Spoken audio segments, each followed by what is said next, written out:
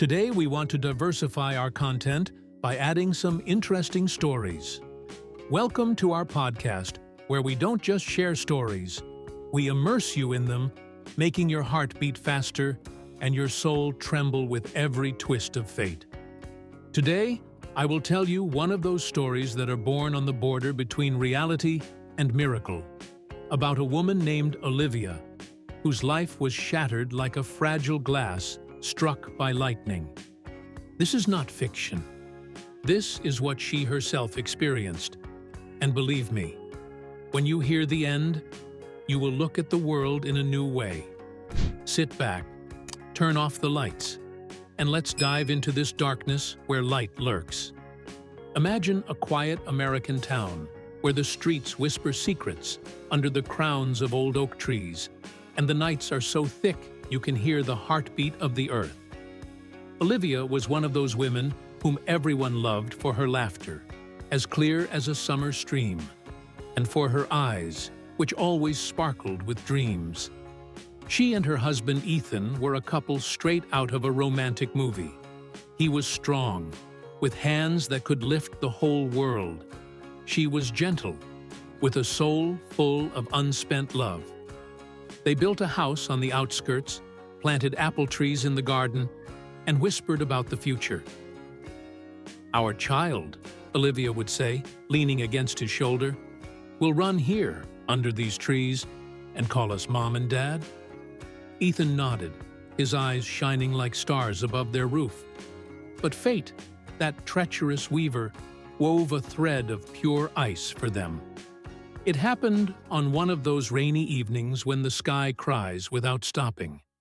Ethan was coming home from work, just from the factory on the other side of town, when a truck jumped out of the fog like a demon from hell.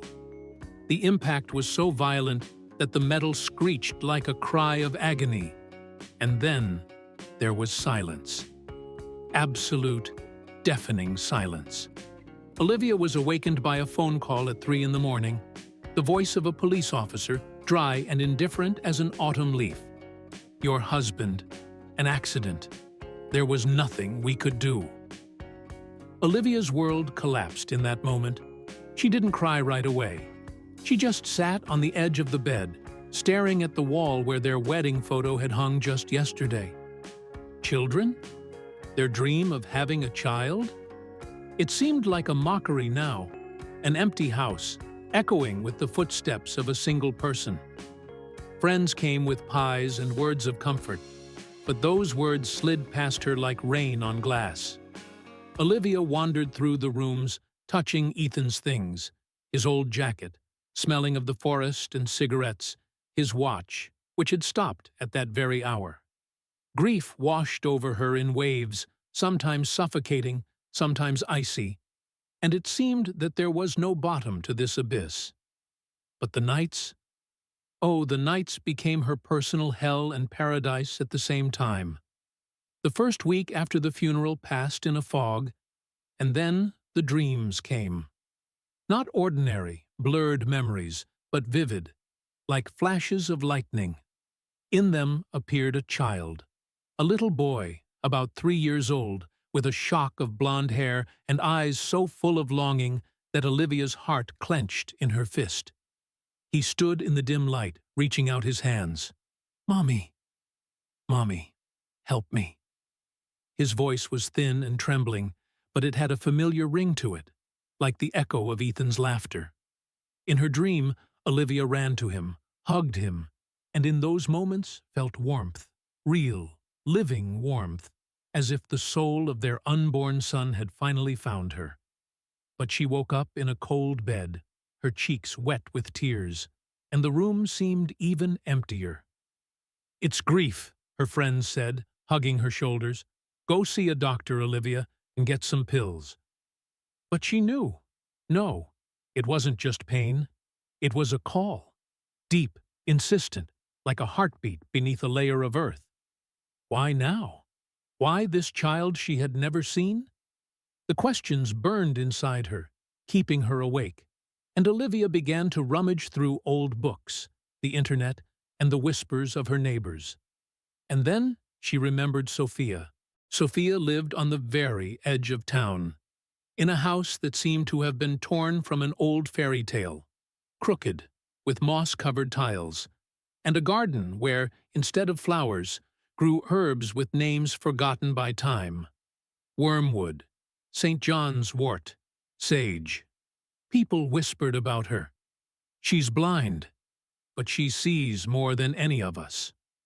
Her eyes had been white as milk since birth, but her voice pierced through like a ray of light in the darkness. Olivia drove there at dawn, when the fog still swirled over the road, her hands trembling on the steering wheel. What if this is nonsense, she thought. What if I'm going crazy? But her feet carried her to that gate, which creaked like an old sigh. Sophia opened the door without asking who was there. "Come in, child," she said quietly, and there was such power in her words that Olivia froze on the threshold. "I've been waiting for you." The room inside was warm, saturated with the aroma of mint tea and incense, and on the table were tarot cards, worn like the pages of an old Bible. Olivia sat down, and the words poured out.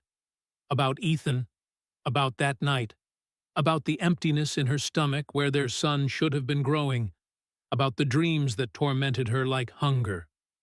Sophia listened without interrupting, her fingers, thin as twigs, resting on Olivia's palm. Silence hung thick as smoke.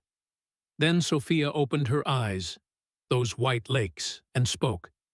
"It's not a dream, Olivia. It's a soul. Ethan's soul has not left. It has returned, reborn in the body of a boy, a stranger by blood, but yours by love. He is calling you from a house 2 miles away, in a family that is raising him as their own. Go to him. Find him. Otherwise, your heart will remain in chains." These words struck her like thunder. Olivia sat holding her breath. Shock, fear, and then suddenly, a flash of hope, warm as the first ray of sunshine. How do I find him?" she whispered. Sophia smiled slightly and drew a map on the table with her finger. "Follow your heart." It knows the way Olivia left the room a changed woman. Her legs were weak, but her heart was on fire. She drove along winding country roads, past fields where the wind whispered secrets. The little house Sophia had mentioned stood modestly. White shutters, a swing on the porch, children's laughter coming from an open window. A young couple, Sarah and Tom, opened the door, surprised but friendly. "We've heard about you," Sarah said softly. "After everything." And then he came out. Alex, their 3-year-old son. Small, with curls on top of his head, he froze, staring at Olivia. And suddenly, he stretched out his arms, stepped forward, and the word "Mama" escaped his lips. Not auntie, not lady, Mama. Olivia knelt down, and at that moment, the world stopped. In the boy's eyes, she saw Ethan, that spark in his pupils, that crooked smile that always promised adventure. Her heart broke, not from pain, but from wonder. It was him. Their son returned from the veil of death. Olivia didn't tear him from Sarah and Tom's arms. No, love doesn't steal. It shares. She began to visit that house like a shadow that becomes light, reading stories to Alex on her lap, baking cinnamon cookies, laughing at his pranks. Sarah and Tom accepted her, as a sister, as part of the family. And in those hours when Alex fell asleep in her arms, Olivia felt Ethan, his breath in the breeze, his warmth in the palm of the baby's hand.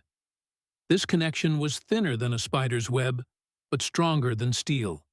It healed wounds, one after another. The dreams stopped, but now they came in reality. In Alex's smile, in his first, "I love you," whispered to her. And then, one evening, Olivia returned to her house, the one with apple trees in the garden. She took out a photo with Ethan. They were on the beach, the wind ruffling their hair, laughter captured in the frame. And for the first time in months, for the first time since that night, she smiled. A real, full smile. "Thank you, my love," she whispered into the void. "You're back. We're all together." The dream was no longer a ghost. It became a bridge across the abyss, leading to a new dawn. So that's the story, listeners, about how darkness gives birth to light, how love conquers death, and how sometimes miracles hide in the most unexpected corners of life. It's touching, isn't it? It makes you wonder, what if there is such a call, such a bridge in your life? If this story has sparked something in you, subscribe to our channel right now. It's not just a button. It's your contribution to something bigger, to new stories that will ignite hearts, to inspiration that will help you weather storms, to a community where we all seek miracles together. See you soon. Thank you very much for listening to the end, and good health and good luck to you.